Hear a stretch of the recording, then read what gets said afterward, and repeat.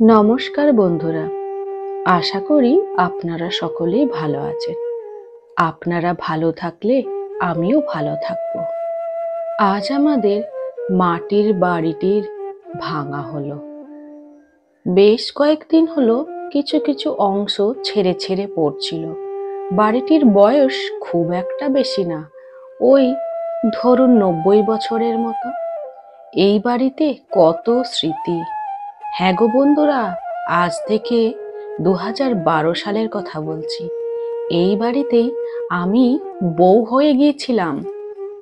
এখন আপনারা যে রুমটা দেখছেন, এই রুমটাতেই, এক কথায় এই বাড়িটাতেই কতগুলো বছর আমি কাটিয়েছি, কত স্মৃতি জড়িয়ে আছে। আমার বিয়ে থেকে মেয়ে হওয়া পর্যন্ত সেই সব স্মৃতি আজ যেন ঘরটাকে দেখলেই আমার মনে পড়ে যাচ্ছে। এই যে একটা ছোট দরজা দেখলেন না, ওটাকে আমরা গোলন দরজা বলি। ওই দরজার ভেতর দিয়ে একটার পর একটা রুমে যাওয়া যেত। আগেকার দিনে মাটির বাড়িগুলি নাকি এরকমই হয়। এখনো দেখুন কারেন্টের বোর্ডটা লাগানোই আছে, আর এটা এখন চালু আছে।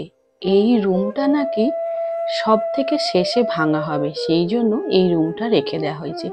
এই রুমটার ঠিক বাইরের অংশটা ঠিক এইরকমই দেখতে লাগছে। এই উঠোনে আমি কত জামা কাপড় মিলেছি। আমার মেয়ে যখন ছোট, তার সমস্ত জামা কাপড় এই উঠোনেই আমি শোকাতাম।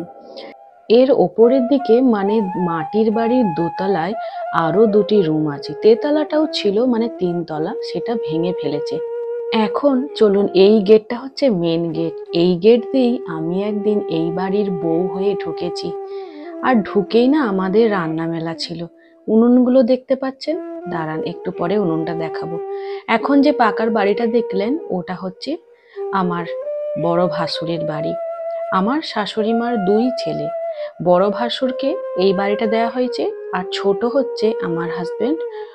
উনি এখন বাড়ি করছেন, তাই বারবার ওনাকে এই বাড়ি তৈরির কাজেই গ্রামের বাড়ি যেতে হচ্ছে।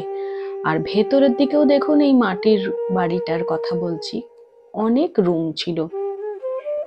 এখানটা দুয়ারের মতো ছিল, এখানটায় আমরা বসে একসঙ্গে রান্না করা, খাওয়া দাওয়া, কত গল্প, কত কথা আজ যেন হু হু করে মনে পড়ে যাচ্ছে। এসব তো আর ফিরে পাবো না। বেশ কয়েকদিন হলো মাটির বাড়ির কিছু অংশটা ঝরে ঝরে পড়ছিল বলে আমার শ্বশুরমশাই খুব চিন্তিত ছিলেন।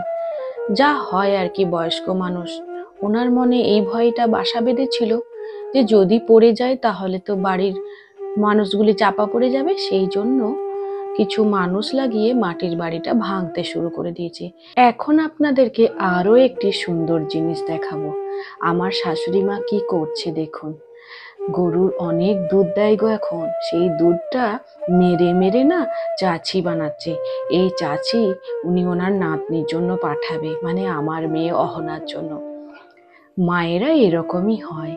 আর এখন যে 3টে উনুন দেখছেন না, এটাকে আমরা বলি মাটির 3 পাখা উনুন।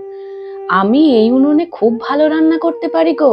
আমি রান্না করতাম, যতবার ওখানে গেছি, ওখানে থেকেছি, আমি এই উনুনেই রান্না করতাম।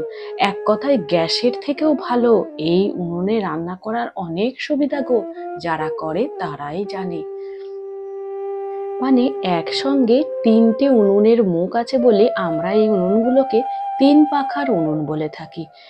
যখন আপনার একটা উনুনের দরকার আছে, যেমন এখন আমার শাশুড়ি মা দেখুন একটা উনুনেই কিন্তু কড়াইয়ে দুধটা মারতে বসেছে, এটাও আপনি ব্যবহার করতে পারবেন। আর যখন আপনি 2 পাখা বা 3টে উনুনই ব্যবহার করতে চাইবেন, তাহলে মাঝের এই যে উনুনটা করা আছে না, ওখানটা থেকে জ্বালানিগুলো ভেতরে ভেতরে ঢুকিয়ে দিলেই 3টে উনুনই ব্যবহার করা যায়।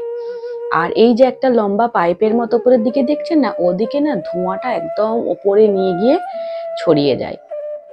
আমার শ্বশুর বাড়িতে যতগুলি মানুষ আছে, সবার থেকে আমার আপনজন কাছের মানুষ হচ্ছে আমার শাশুড়ি মা। এ কথা বলতে আমি দ্বিধাবোধ করি না গো, জোর গলায় বলি। উনি আমায় খুব ভালোবাসেন। কত রাগ, কত দুঃখ, অভিমান ওনার প্রতি করেছি, কিন্তু পরক্ষণেই উনি আবার আমাকে কাছে টেনে নিয়েছেন। সেই সব পুরনো সব কথা আজ মনে পড়ে না চোখে জল এসে যায়। হয়তো মায়েরা এরকমই হয়। এখন মা যেভাবে বসে দুধের চাঁচি তৈরি করছেন। গ্রামের দিকের বউ মানুষেরা এইরকম করেই বসে না মাটির উনুনে রান্না করে, আমিও করি। আমার আবার এইভাবে বসা মানে গ্রামের জীবনযাপন আমার খুব ভালো লাগে, তাই তো বারে বারে গ্রামে ফিরে যাওয়ার ইচ্ছা প্রকাশ করি। যাক, এসব তো আর ফিরে পাবো না। আমি যখন যাব আর এই বাড়িটাকে দেখতে পাবো না। এই ভিডিওটি আমার হাজবেন্ড তুলে পাঠিয়েছে, সেটাই আপনাদের সঙ্গে শেয়ার করলাম। বন্ধুরা, কেমন লাগলো ভিডিওটা কমেন্ট করে জানাবেন। ভালো থাকবেন। আসলাম।